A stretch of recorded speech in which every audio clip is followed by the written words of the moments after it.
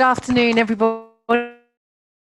Hopefully you can all hear me nice and clear. Put in the chat that you don't need a microphone. Great, absolutely brilliant. You can all hear me nice and clearly. I am going to wait a couple of minutes if you don't mind, just to make sure, because we've got quite a few people coming in. And as you all know, being teachers, that sometimes your day never goes according to plan, and there could be the last person dashing to try and make this webinar. And yeah, can you all, while we're waiting, can you all sort of put in the message where you're from, which countries, or if it's just the UK, or where you're from in the UK? That'd be great, because it just gives me a better understanding of the type of audience that I have. London, brilliant, thank you. Anyone else? Ipswich, Suffolk, Kent. I know all of those places, so that's really good. South Yorkshire, I don't know you so well, but very beautiful up there, which is good. Okay, excellent, good. So it's very much UK based. So we do with a lot of international schools. So I just wanted to make sure that we got this right. So I'm going to just close down the chat window for a second and move that one out the way. So welcome to Are You Ofsted Ready?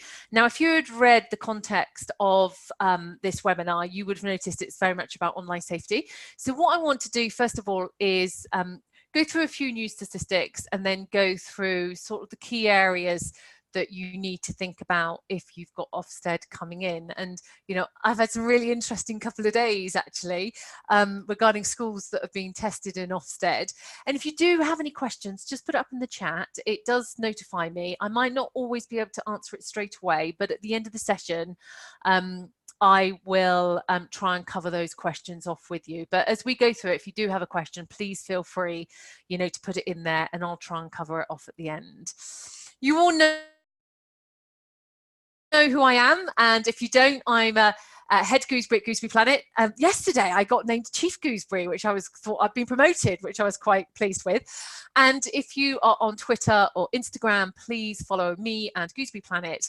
I put up all sorts of things. I put up a blog this morning just about things that are happening, and we push that out through Gooseberry Planet as well. And also LinkedIn. LinkedIn's a fantastic tool. More and more teachers are using it every single day.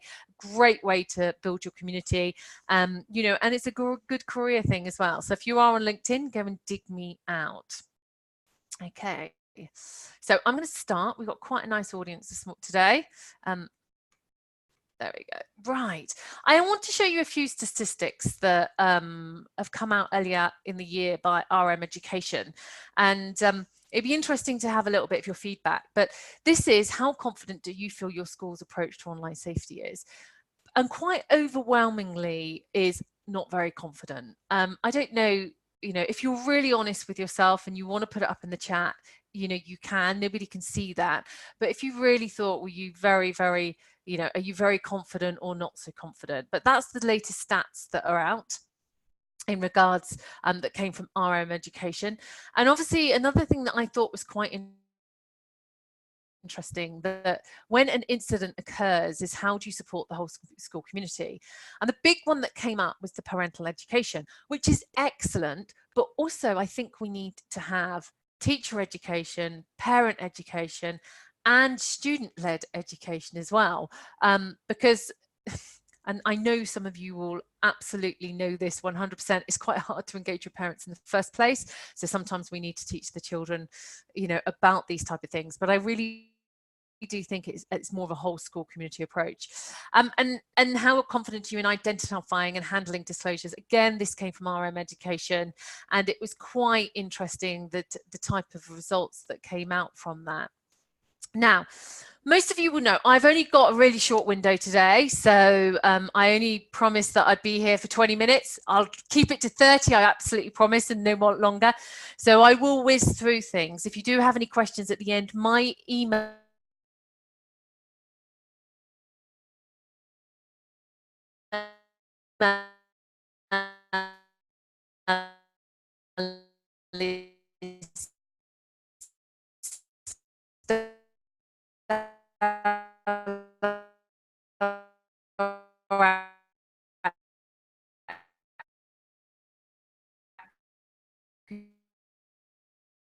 Gooseberry Planet, for free webinar through them as well.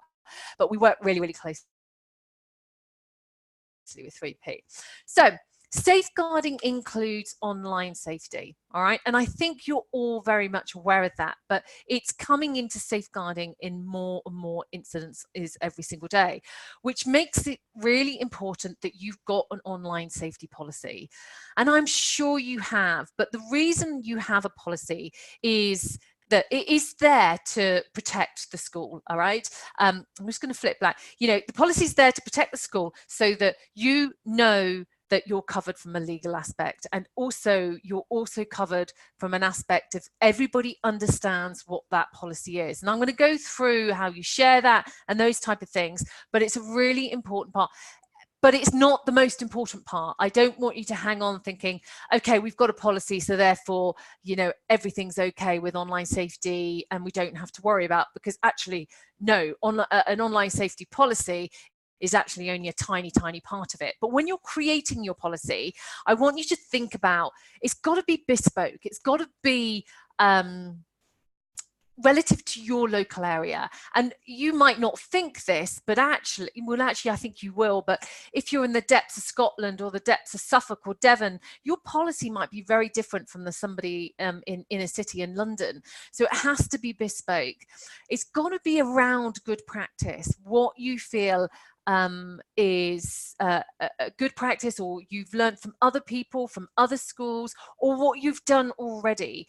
You've also got to create a consultation. So when you're doing your consultation, you've got to try and involve the whole school community so you get a really good picture and understanding. So governors, directors, if you're a private school, or you know, trustees, teaching staff and support staff. You might not think they're important in your policy, but they've got to understand that as well. Your students and your pupils, you know, they're fundamental at the end of it, with all of these things that are going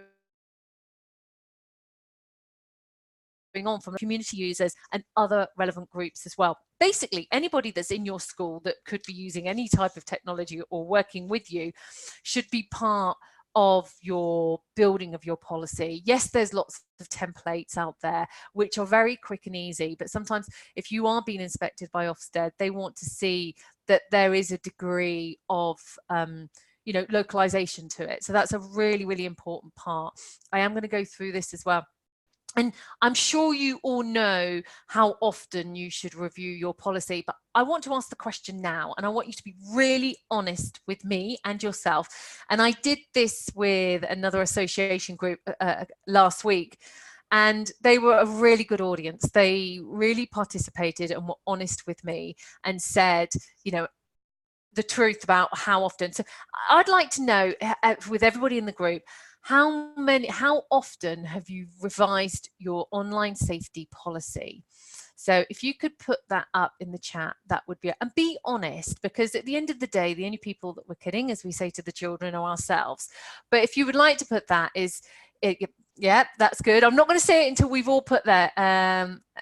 Okay, good. And I want to also you know, have you've reviewed it, which is great, isn't it? Yeah, it is yearly, but, and as Beverly has mentioned here, as policy changes or issues change, you need to review your policies. You do need to look at them and what you're doing and how you're doing to make sure that it is reflective to the local area. So if more incidences are happening, you need to look at your policies and go, right, does that fit in line with what we're doing? But you should do it on an annual basis as a minimum. You know, obviously there's lots of changes this year. We've had September 2019 with keeping children safe in education. That's come out. So that, you know, that's an area that you should be looking at. Okay, I'm not sure why it's not doing that. Bear with me, guys. And I don't know whether you've ever thought about this, and especially from an anti-bullying perspective, it's a really good idea to have a policy for the students and for the parents that's separate maybe. And so this is something that you might already do already. But what Ofsted look at is they look at proof that you're actually engaging with the whole school community, because it is stated in Annex C, a whole school community approach. So especially with online bullying, it's a very good area that I think that you could work on with policies for parents and students. And we are working on something with Kidscape at the moment, where we're working on an anti-bullying policy for parents and for students around the whole school community, rather than focusing on what's going on in the school, because obviously with something as tricky as that, you know, is something that you need to address. And also your online safety officer. Now, a lot of the time, most schools put in the safeguarding lead as the online safety officer, or, you know, the lead. I don't necessarily think that's the best idea, and I think it's all down to the individual. Now, it needs to be a named member of staff, and I'm sure you know that. But I think when you've got an online safety officer, they need to understand new technologies as well. You know, things are moving at such a rapid pace. They need to be able to understand social media, be using maybe social media themselves, or understand, you know, technology and be au fait with it. And I'm not saying the safeguarding lead isn't, but what I think you need to think about is that a good person that really understands online safety? And obviously I know you're going to liaise with your local authorities or your MATs, or, you know, with that you might have an overall policy, but these are just the type of things that you need to look at in real terms, because everything that we do at Gooseberry Planet is about having an impact. And I did a blog about it today, is if it doesn't have an impact, then what's the point? So if you're going to have a policy, or if you want to make sure that you've got all your correct boxes ticked, these are coming in more and more and more when it comes to Ofsted and the way that they are inspecting schools. You know, they are looking at real evidence of people's understanding, not just because they've been named a person. And I have been into many schools where the online safety lead, you know, doesn't even know how to download apps on an iPad. And you might be sitting there going, well, but that's obvious. It is obvious to you and I, but unless somebody knows about it, then you don't know the understanding of any individual until you actually test them, I suppose, on what they do know and what they don't know. Within your online safety policy as well, and another area that's coming up in a really big way, is social media. So 71% of teachers use Facebook, and a lot of them, and I know I'm pausing here because I'm thinking about what I'm saying, but a lot of them use social media but don't really understand social media. And yet we have a social media policy, and you most probably have a social media policy that just covers it loosely. We've got to be really, you've got to be, to protect yourself as a school and your members of staff, very clear with what your policy is on social media. All right, but you can't expect staff to know how to shut down the Facebook side of things if you haven't shown them. All right, and you might think, well, shouldn't they learn that themselves? But if you're going to have a social media policy that protects the school, then there you need to, as a school, ensure that everybody is trained on it. And I'm going to go into that in a second, but this is a really big part. And you need to recognize the difference from personal or business. You need to state whether you want them to be able to connect with ex-students or parents. These are all the type of things you've got to have in your policies in order to protect yourself from a school. So I know, you know, we start off with the safeguarding policy, then we move on to the online safety policy, which branches out into online bullying and social media, and there's even a password policy that you should be thinking about, which I'm going to go to in a second. But these are all the areas that you have to think about as a school, and I know it's a huge amount of paperwork, but you've really got to be clear with what you think is right and what's wrong. And if you've got people managing your social media within the school, you've got to have clear, defined boundaries on what they're posting and how they're posting, and also about, as I said, about connecting with people outside outside the school, if you like, and the school environment. And that includes your Facebook pages and that type of thing. And you know, and you've got to have those guidelines for parents. And I know that's a really, really tough one, because sometimes parents are really, really vocal on social media, but also sometimes teachers are, and they don't recognize that actually anybody can see their posts. So, you know, it's really fundamental that we get people trained up on this at a very, very early stage. And your network manager, and I know I'm focusing a lot on policies here, but I am going to move on to other areas. But your network manager or your technical staff need to make sure that, one, they provide every single member of staff with an email. All right, it doesn't matter if they're the gardener or the cleaner or the maintenance man, they all have to have access to a school email, because a lot of our training now is done online, and a lot of our, you know, we do communication via email. So you need to be able to have them be able to access a school email. Your network manager needs to make sure that your network is secure, all right?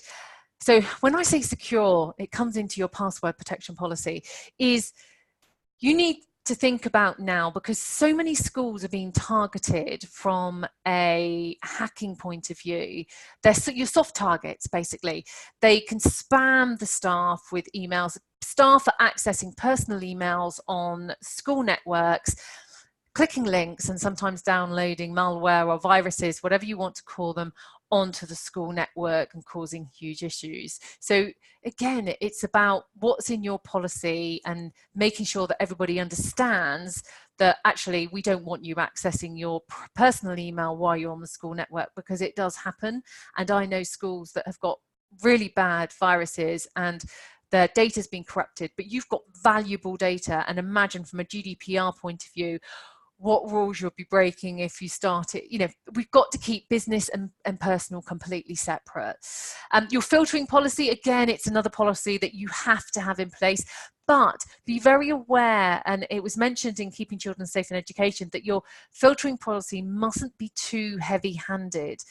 Because the issue is that if it's too heavy-handed and nobody can search for anything, you can never then really identify you know, what children are searching for, so or adults are searching for. So your filtering has to be in there, but it must be, it shouldn't be too heavy-handed now that children can't, you know, they still have access to certain things. But I am going to tell you a story, and this is a true story that happened this week from a school that was being Ofsted inspected. And you know, sometimes we assume that there's filtering, and they had this child who was 5 or 6 years old, and they said, oh look, can you know, do you learn about online safety? And they went, yeah, look, you know, and she said, yeah, I can show you. So they went and got an iPad, and this 5, 6 year old put boobs in and pulled up a load of porn because the school software wasn't working. And you know, you can imagine what the teacher's face was like there. And yet, no, and actually, if you have got, and I'm answering a question that's come out, is it okay to have filtering guidelines with your online safety policy? It is, but they've got to be clear, okay? You know, within your safeguarding policy, you're going to have all of these string of things that are off it, but you just need to make sure it's clear alongside with your password protection policy as well. So these can all be part of your online safety policy, but just make sure that they're really, really clear. And your network manager will be, you know, Ofsted are looking more and more at proof now. So, you know, we can access anything that we want. A computer system, if we want it to, can tell us anything that we want about what's happening within the school system, especially from a filtering and monitoring point of view. But you've just got to be really tight on this business and personal side of things. But and it all does come on your under your online safety policy. And also, I'm just going to touch on this as well. It's about protecting information online. And so with your staff, don't assume that they know how to create a strong password. It is something that your network manager needs to ensure that everybody understands what a strong password is, that they understand what two-factor I can never say this, authentication, biometrics and capture. All these type of things are really strong areas that we need to be teaching staff to use when they're you know, when they're creating passwords or they're accessing any type of data that's personal to them. We just have to be really, really careful. And we need to educate the staff really on all of these areas and the children. I had a conversation with my 12-year-old, and we were, he's got his first bank account, and he was buying something online with his card, and I was sitting with him, and it popped up with, a, you know, we're sending you a code to your mobile address. And he was like, Mum, what does that mean? What does that mean? So obviously it came to me, and I explained to him what it is. Children are getting, you know, cash cards and things at a really early age, but nobody's teaching them about capture and biometrics and two-factor and two-step all verifications and all that type of thing, when actually we should be. And when it comes to training, all right, online safety is now a statutory requirement that every single member of staff is trained on online safety. All right, that is all staff. And you know, and I know you're all thinking, but how do you do the parents? Because the parents never turn up. But they're a really important fundamental part of the whole school community, in the way that you educate it. And it does state in Keeping Children Safe in Education that you have to educate parents. All staff need to be safe. All staff need to be trained. And don't think that, you know, all staff, online safety is such a wide spectrum, and this is one of my biggest bugbears when it comes to a lot of online safety training, is it's so loose that actually it doesn't mean much at all. So when you're doing your online safety training, really go into the depths of cookies, as I said, two-step verification, strong password, fake news. Do not assume that all your staff understand all those elements. So, you know, if you're doing your online safety training, and I'm going to explain our Gooseberry Guru later, but it does, you need to break it down into segments so that it's genuinely good online safety training, not just something that's online and you answer a series of questions where there's no real education. And don't forget, you've got to have your volunteers. Anybody that's working within the school, under all staff, you've got to think about education and training, and those big 3 C's come up in all of those as well, which I'm sure you all know. I always have to look because I always forget them, actually. So contact, content, and conduct. So when we're educating the staff and the kids, we need to think about the 3 C's in the online safety area. And as I said, who should be trained? Everybody. But when you're training staff, don't just assume that they're sitting in the room, that they understand it. Don't assume that you're doing a PowerPoint, they understand it. You've really got to narrow this down, because any member of staff that's on your network that hasn't got a strong password that could get hacked is then into your system. So you've got to look at it from a bigger perspective to really protect your data. And how you share information with staff, I think videos is a really good way. I know we live in a very, very busy world, but little bite size, and I'm sure you all do this already in your twilights, little bite size training sessions, that means that it goes into certain areas, and that could be social media, it could be online bullying, live streaming, digital online gaming, radicalization, safe sharing, all those type of things, webcams. You know, we've really got to, and I know you've got 1,000,001 things to do, but we've just got to be better at the education and the sharing side of things. And if it goes wrong, there was a really interesting article in TESS, and some of you might have read my blog the other day, that if it goes wrong is when Ofsted are going to jump on you and they're going to ask, prove it. You know, is the policy enough? Did it work? Did everyone follow the procedure? You've got to have a procedure set out that everybody is 100% understanding of it. I've had my own incident with my own son, which was really serious, and nobody followed the safeguarding policy, not one person, which then caused complete havoc, and they responded in completely the wrong way. All your staff need to know how to respond if they feel like something's wrong, and they really need to make sure, because if it does go wrong, that's when Ofsted are going to go, so if that happened, why did that happen? Why did they respond in that way? Because that doesn't say that in your policy or in your procedures. So you've got to make sure that your policy is fit for purpose, and you can prove that people have understood it. There is a huge, huge emphasis on prove it. You know, I was speaking to a school group down in Cornwall, and they're being inspected, and he said, it's all about, you've got to prove it, that you can't have a little signed bit of paper just to say, yes, they've attended. It's just not going to cut it anymore. You know, we've got to prove that our education is good. And you've got to have a child-centered approach. And I think you all know that. But what I mean by a child-centered approach is that it's consistent across the whole year. And again, like Ofsted, you know, the child that found boobs and porn on the school network, it needs to be around the children, and we need to make sure that it has an impact. Don't do it just to tick a box, but do it because it has an impact. You know, your online safety has got to be built into your PSHE. And I touch on UKCISS as well, the PSHE and your ICT. So you've got digital literacy and information technology. Those are all part of online safety, as part of the curriculum on that side. And UKCISS, so in this year's Department of Education document that was released in June of this year, explaining the Education for Connected World. If anybody wants the document, please email me and I'll send it to you, no problem at all. But basically they focus on self-image, identity, online reputation, online relationships, online bullying, managing online information, health, well-being, lifestyle, privacy and security, and copyright and ownership. But the really good thing about the UKCISS framework is it's broken down into ages. So you've got, effectively it's age groups, but key stage 1, 2, 3, 4, and it moves up and shows you what you should be covering in each of those areas.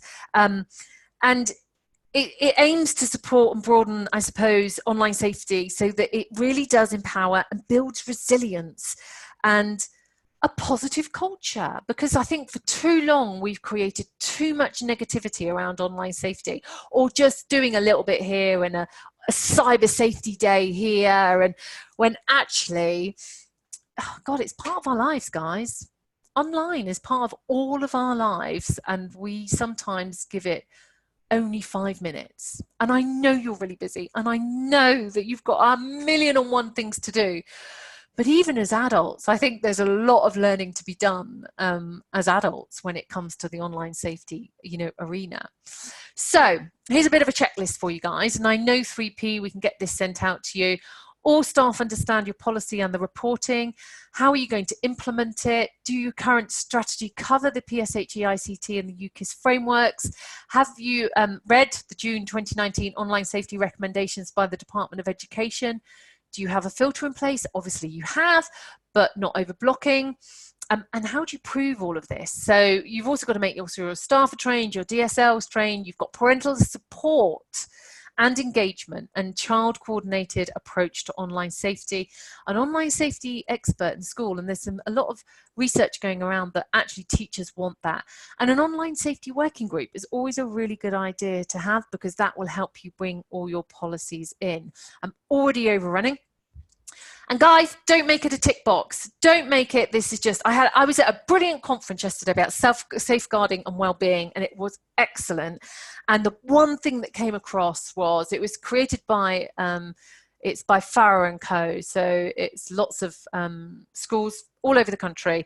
But one of the big thing is no longer can we tick a box. We have to prove that we're teaching this. We have to prove that we've got everything in place. We've got to prove that everybody understands it. We have to prove an impact. You can't just do, yeah, okay, that's fine. We've done that. When, look, everybody, sign this piece of paper. You've done your safeguarding training this year. Done. Bob's your uncle. All done. And everybody's happy. I'm quickly going to go into Gooseberry Planet. Some of you might be aware, but we do a free Gooseberry Alerts. It's every single month. We have a monthly blog that's free of charge, a monthly webinar that's free of charge, and a monthly PDF with a tip to the student, parent, and teacher. This month it was passwords. Next month it's using social media, then online bullying, internet of things, online relationships, online wellbeing and mental health. And we've got a whole calendar planned out, but it's completely free of charge. Just go onto our website and you know, register on the right hand side and you will get the free alerts every single month. Our program is a 12-week program for each and every child in every year of education up to the age of 13, 14 years old. Basically, each year they move up a level. Our games are an assessment tool, or are only 1/5 of the resource that we give you. We have a benchmark quiz at the beginning of all of our games, and then we go into each area in depth. So this is the program. The teachers can literally go into it and teach it from the lesson plan through to the classroom PowerPoint, through to the workbook, through to the game. They do not have to do any work whatsoever. We have done absolutely everything for them. Gooseberry Student is the gaming element. As I said, it's a 12-week program. It's audio as well as text. It's 5 to 13. It's on every device you can imagine. It's got a benchmark quiz at the beginning, at the end. So if Ofsted come in and say, prove it, you can prove it through the gaming through the dashboard that the teacher gets. So the teacher gets a dashboard, it's all permission-led, there's help sheets. With every single game, there is a workbook, lesson plan, PowerPoint, workbook answers, and a parent handout. So every one of those scenarios that I just showed you here, you send home a parent handout, say for example, personal information, and that educates the parent as well. All right, and it covers the PSHE and the ICT curriculum. And also we've got the parent engagement. Now this is the really clever bit, and we've just launched this. Got a question come in. We've just launched, is that also free? No, I'm afraid it's not. Nice try. No, it isn't free. This is part of our program. The Gooseberry Alerts are free, but our 12-week program, yeah, I'm lolling as well. Our 12-week program consists of Gooseberry Teacher, Gooseberry Student, and Gooseberry Parent. Now, the Gooseberry Parent is an app. All right, so every time the child plays the game, the parent then gets notified. The parent then goes in and then competes against their son or daughter with the same questions. And then we support the parent in the conversations they need to be having with their son or daughter. But what the parents don't realize is we're actually supporting them and educating them at the same time. There are videos on Instagram, YouTube, all of them, WhatsApp app, on how to use them properly. All right, it's really important, the using properly bit. It is so important. It's across all the devices, and we have parent handouts for virtually every single app. So the parental app works amazingly well, and we get really high engagement from parents because it's about the whole school community approach. And then we have something, excuse me, excuse me, called our Gooseberry Guru. Our Gooseberry Guru is a 12-month program. We have created video workshops that you can share with your school community. These videos are on all the social media platforms, okay? So WhatsApp, YouTube, Snapchat, Instagram, Facebook. There's also one on the basics, which we should be doing to secondary school children.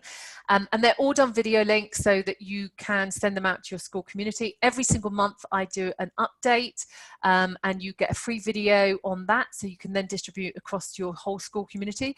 I present 6 parent workshops via webinar every single year.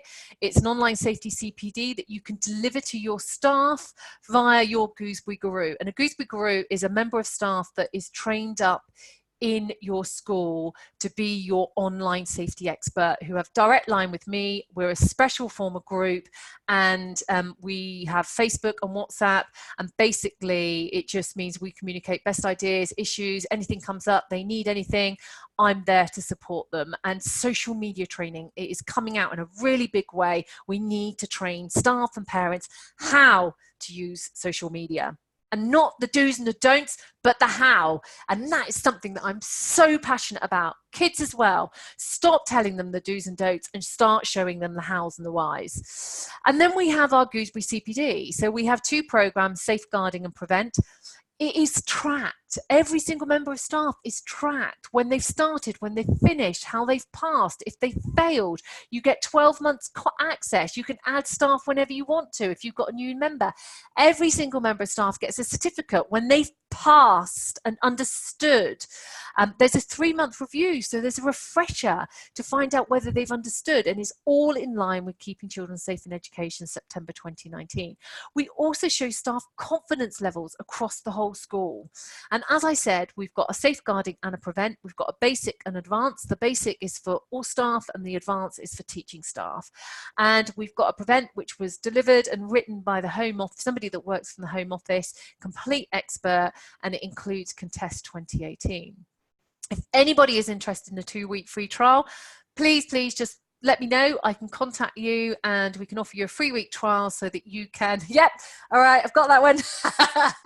I like some guys that really engage with me. It makes my job so much easier. So it's a 2-week free trial. You can have a look around, see what you think. We set you up with 30 students. You can have a gameplay and you have access to all the resources so you can really test before you buy. Thank you so much, everybody. I know I've gone a little bit over, but we are really pushing to raising standards for safeguarding and online safety education. We have just won an award that's not meant to be announced until a week on Monday, but I'm going to tell you anyway. But we've won the Teach Awards for Best Primary Resource in Wellbeing. We are really pulling into the wellbeing aspects of our programme, especially for the 10 to 13-year-olds. We want them to talk. We're trying to get them to talk. And we're creating positives around the use of social media. So we're really, really excited about receiving. Yeah, thank you. We're really, really excited about that award, but it proves that, guys, you can have an accreditation, you can have a piece of paper, but unless there's an impact, it's all meaningless. And I know that sounds really hard, but it is. We have got to start making an impact, and we have to start when they're 5 years old in order to get what we want at the end of it. But thank you ever so much, everybody. If you can leave some feedback, go to our Facebook, please tweet me. That would be amazing. Have a wonderful evening and take care. All right. Thank you, everybody. Oh, has anybody got any questions, first of all? Has anyone got any questions quickly? No, you're all saying thank you. It was really good. Thank you. Thank you for the feedback. It makes my job really, really easy. So, well, not easy, but it makes it more fulfilling because I know I'm getting there. All right. Thank you. Lots to think about, I know. And if you want a free trial, give me a shout. If not, go to our website, register for the Gooseberry Alerts, join me on LinkedIn. I'm putting loads of stuff up there. We're always updating our Facebook with hints and tips. Guide your parents to it. And guys, let's make an impact. Let's make a difference in this really mad, crazy world that we live in. All right. Thank you, everybody. Take care.